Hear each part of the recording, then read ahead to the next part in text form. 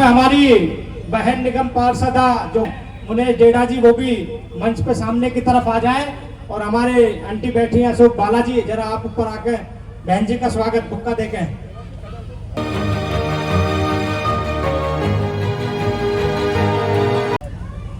रेखा मौर्य आ जाए, कृष्णा जी हमारी भाभी बैठी हुई है, तीनों आ जाए और अपनी पार्षद महोदया का बुक्का से माला से जो है स्वागत करें।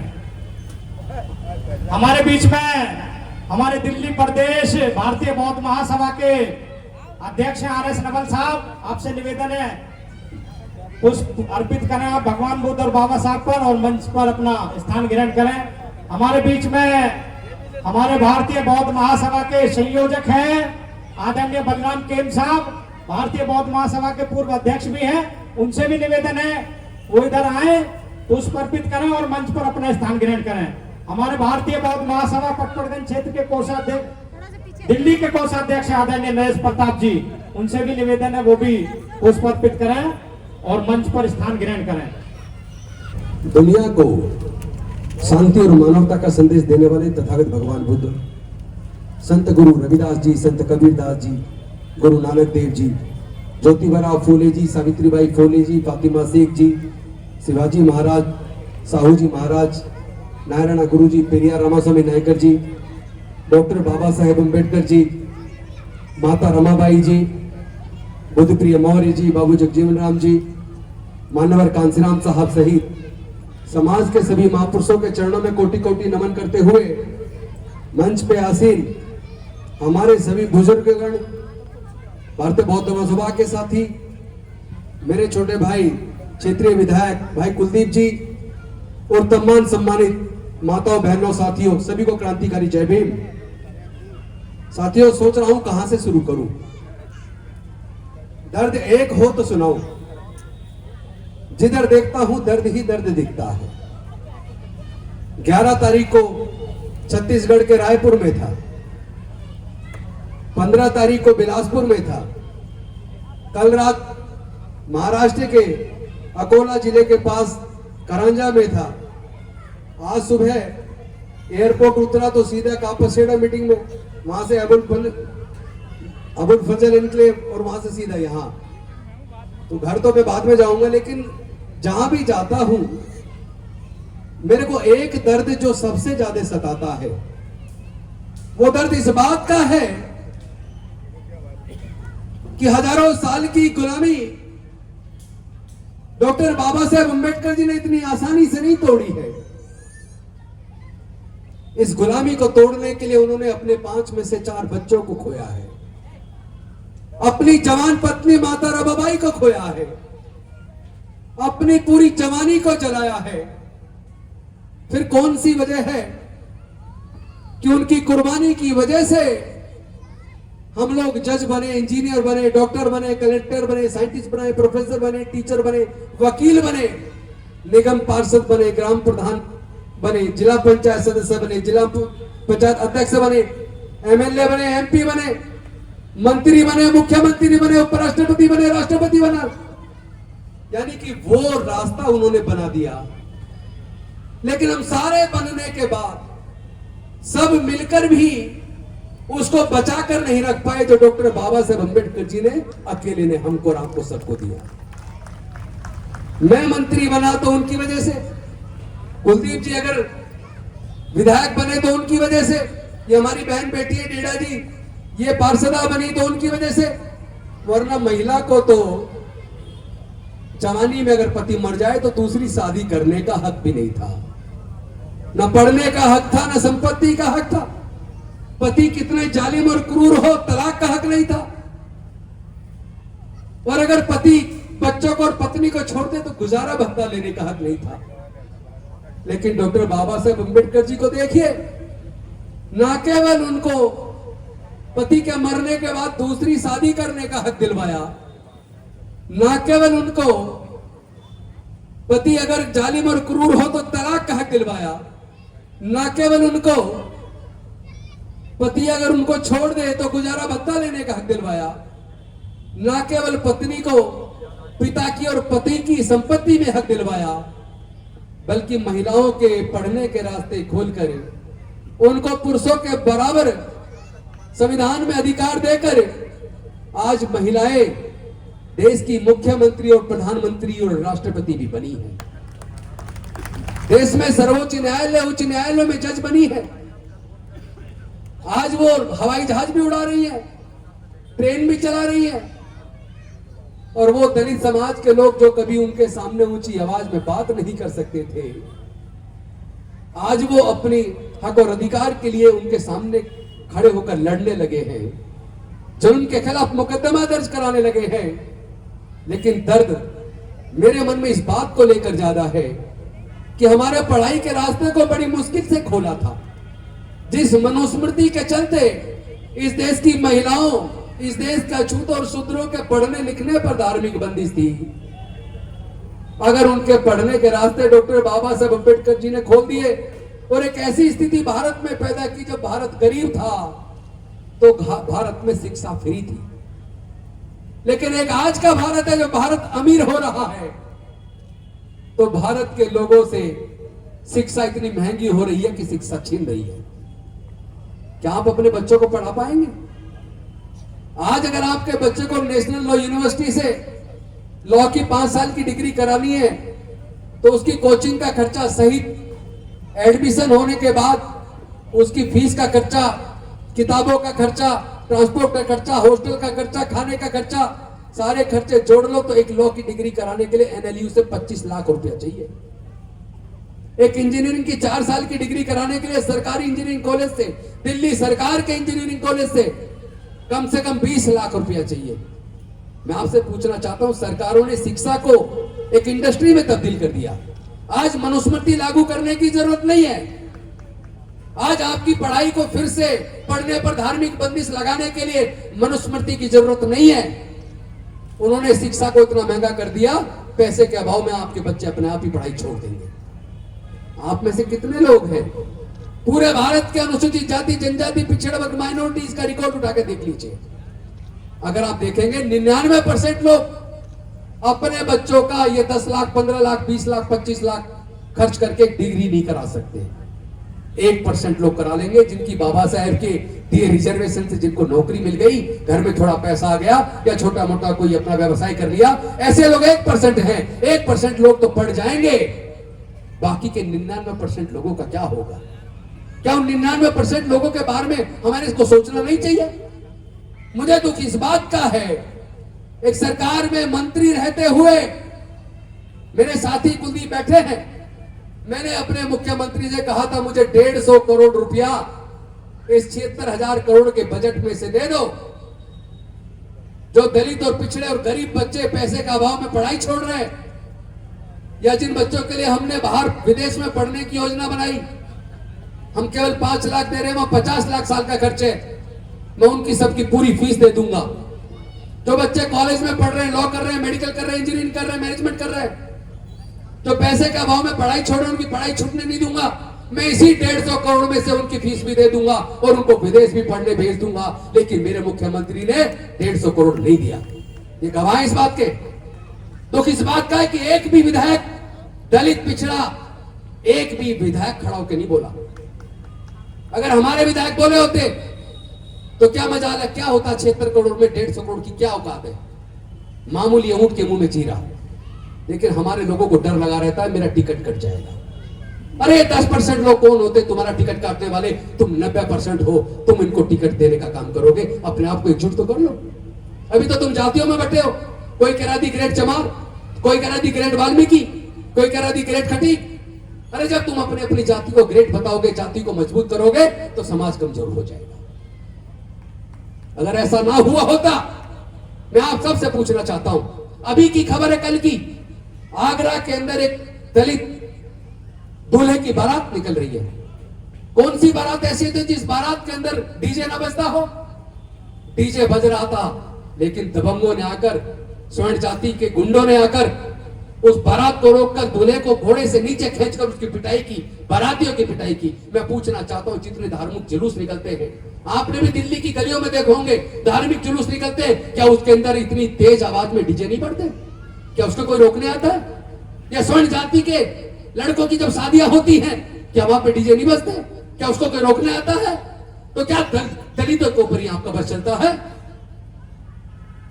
कितनी वीडियोज आ रही हैं, दलित बच्ची को उठा के ले गए, सामूहिक बलात्कार किया, सिगरेट से जला दिया। क्या है, हम क्या इंसान नहीं है? अरे किस लिए डॉक्टर बाबा साहब अम्बेडकर ने हमें इंजीनियर बनाया, जज बनाया, कलेक्टर बनाया, साइंटिस्ट बनाया, प्रोफेसर बनाया, टीचर बनाया, वकील बनाया? इसीलिए हमें एमपी, एमएलए और मंत्री बनाया था कि हमारी आंखों के सामने हमारी बहन की आबरू लुटती रहे, हमारे भाई का कत्ल होता रहे, हमारी बस्तियां जलाई जाते रहे और हम गूंगे बहरे बन के संसद विधानसभा में बैठे रहे। क्या हमें आवाज बुलंद नहीं करनी चाहिए? क्या हो जाएगा? एमपी, एमएलए, मंत्री बनने से कुछ नहीं होता। जो लोग कहते हैं हुक्मरान बनने का सपना दिखाते हैं, उन्हें पता ही नहीं है कि हुक्मरान का मतलब क्या है। हुक्मरान का मतलब केवल मंत्री बनना नहीं है। अगर केवल मंत्री बनना होता तो हमारी बहन 4 बार मुख्यमंत्री बन गई, क्या हमारे लोगों का पूरा बीमारियां खत्म हो गई? क्या उत्पीड़न बंद हो गया? क्या जो हमारा हक था हमें मिल गया? क्यों नहीं मिला?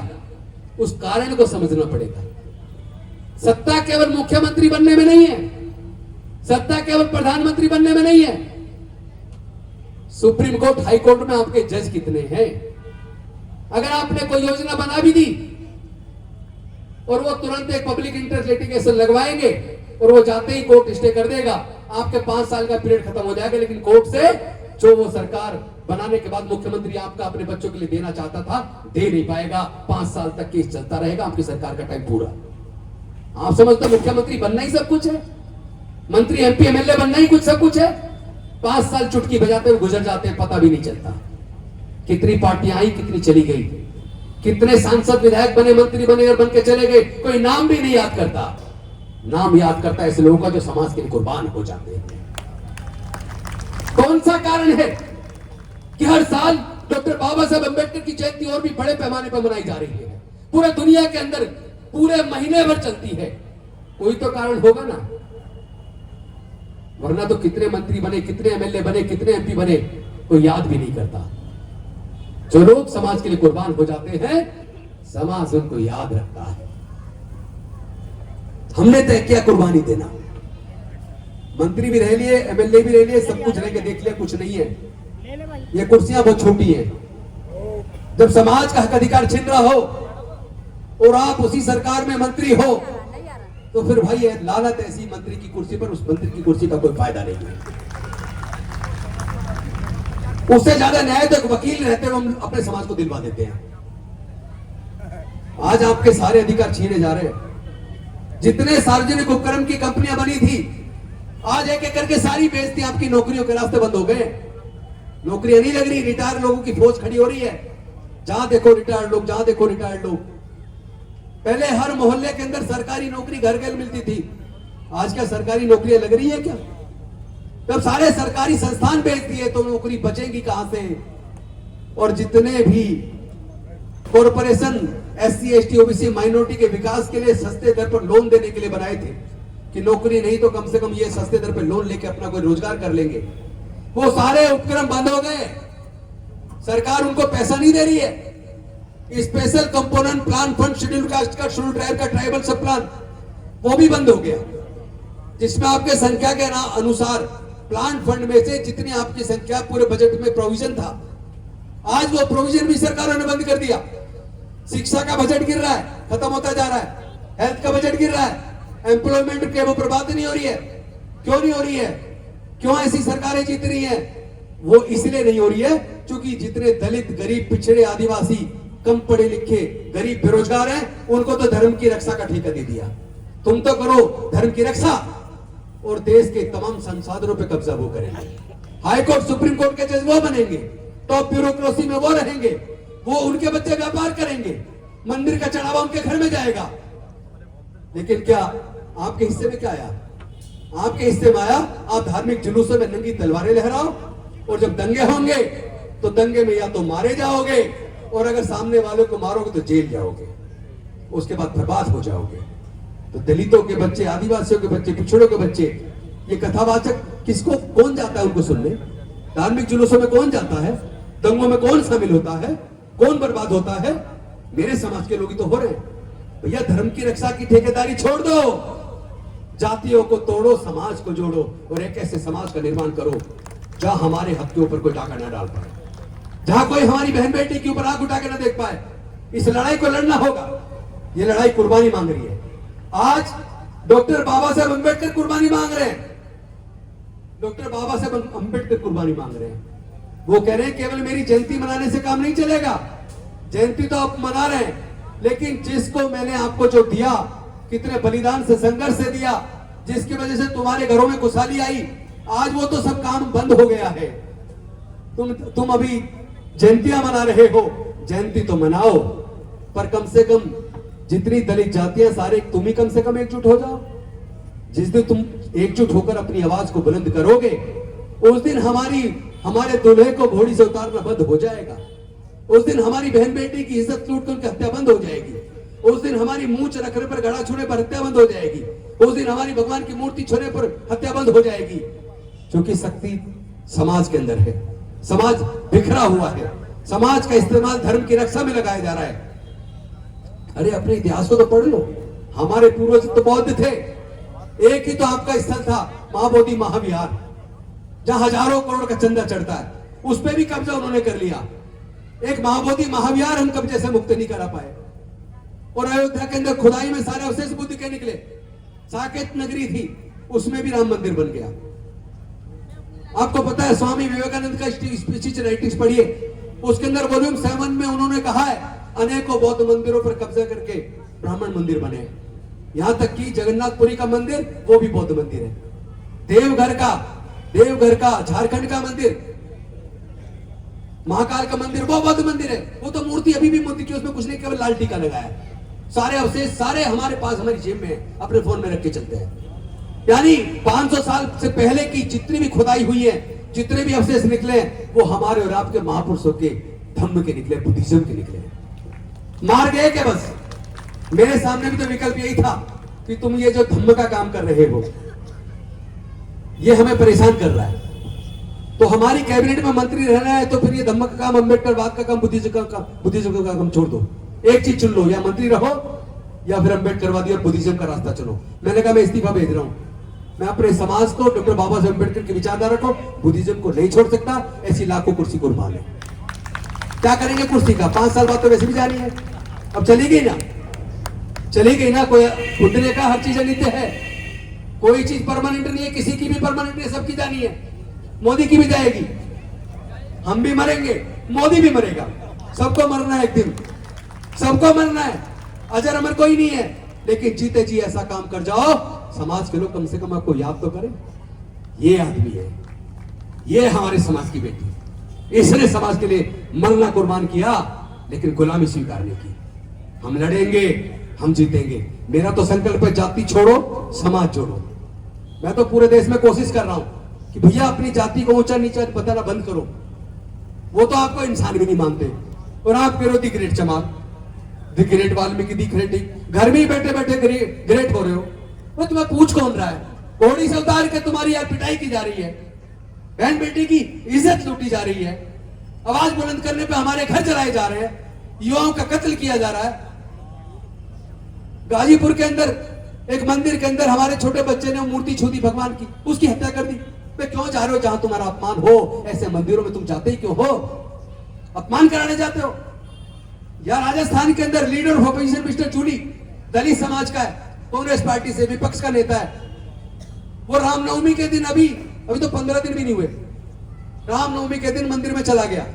जैसे वो मंदिर से निकला तो वहां कांग्रेस बीजेपी का पूर्व विधायक मिस्टर आहूजा, वो गंगाजल छिड़क रहा है, कह रहा है कि एक दलित आ गया था, भगवान अपवित्र हो गए। अरे अगर दलित के अंदर घुसने से भगवान अपवित्र हो जाता है तो ऐसे भगवान की हमें जरूरत नहीं है। कम से कम अपने भगवान को पहचानो। हमारे भगवान तो ये रे तथागत बुद्ध डॉक्टर बाबा साहेब अम्बेडकर। हमारे जीवन में विकास का रास्ता तो बाबा साहब बना गए, हमें और किसी उसकी जरूरत नहीं है। लेकिन मैं कहता हूं, मूर्ति पे माला, विचारों पे ताला, ये धोखा नहीं चलेगा, ये धोखा नहीं चलेगा। डॉक्टर बाबा साहेब अम्बेडकर जी ने कहा था, मी भारत बौद्ध में करी, मैं भारत को बौद्ध में करूंगा।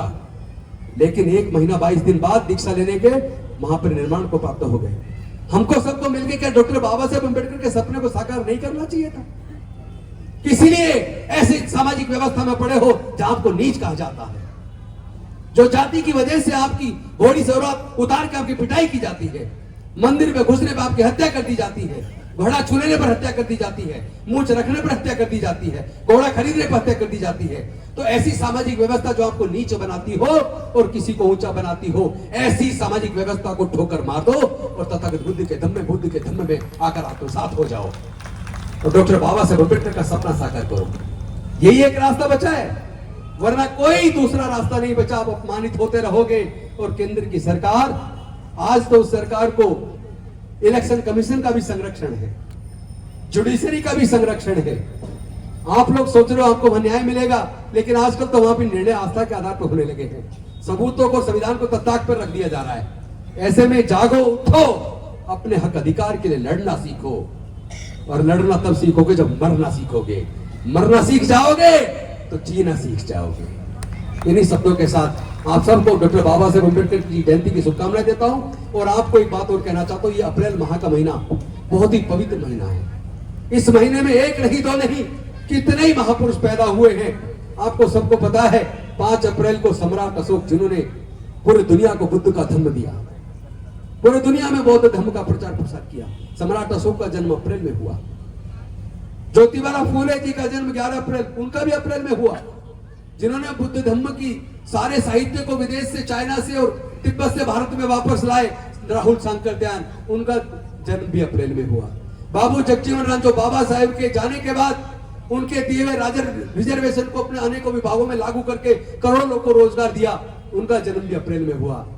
और डॉक्टर बाबा साहेब अम्बेडकर जी का जन्म भी अप्रैल में हुआ। यह अप्रैल का महीना बहुत पवित्र महीना है और मैं तो बड़ा फॉर्चुनेट हूं कि मेरा जन्म भी अप्रैल में हुआ। बहुत बहुत धन्यवाद, शुक्रिया। जय भीम, जय भारत, नमो बुद्धाय, जोहार, जय संविधान। हमारे चैनल लाइक, शेयर, सब्सक्राइब देखना मत भूलिएगा। जय भीम, जय भारत, जय संविधान, नमो बुद्धाय। धन्यवाद। चैनल आर्थिक समस्या से गुजर रहा है। अगर आप बहुजन समाज में बाबा साहेब अम्बेडकर और तथागत बुद्ध की विचारधारा को अधिक से अधिक लोगों तक पहुंचाना चाहते हैं तो हमें आर्थिक सहयोग प्रदान करें, ताकि हम अपने चैनल के माध्यम से देश विदेश में समता, बंधुता, एकता और संवैधानिक अधिकारों को ज्यादा से ज्यादा लोगों तक पहुंचा सकें। आप अपनी सहायता राशि नीचे लिखे खाते में जमा करा सकते हैं। खाता धारक गौतम रत्न, खाता संख्या 3169576865 IFSC कोड SBIN 0060336, बैंक भारतीय स्टेट बैंक। आप हमारे बैंक खाते का विवरण स्क्रीन पर भी देख सकते हैं। जय भीम, जय भीम। मैं गौतम रत्ना, गौतम फिल्म्स प्रोडक्शन में आपका स्वागत करता हूं। आप हमारे प्रोडक्शन हाउस के अंदर अपना कैरियर बना सकते हैं as a film director, as a producer and actor and actress and editor and cinematographer also. अगर आपको फिल्म से रिलेटेड कुछ भी प्रोजेक्ट आपको बनवाना है तो हमारे पास में पूरा सेटअप है, जिसमें फिल्म कैमरा है, शूटिंग लाइट्स है और एडिटिंग है। सारा A to Z एक ही जगह पर आपको हमारे यहाँ पर मिल जाएगा। तो दोस्तों, आप हमें कांटेक्ट कर सकते हैं हमारे नंबर्स पर 9810085714।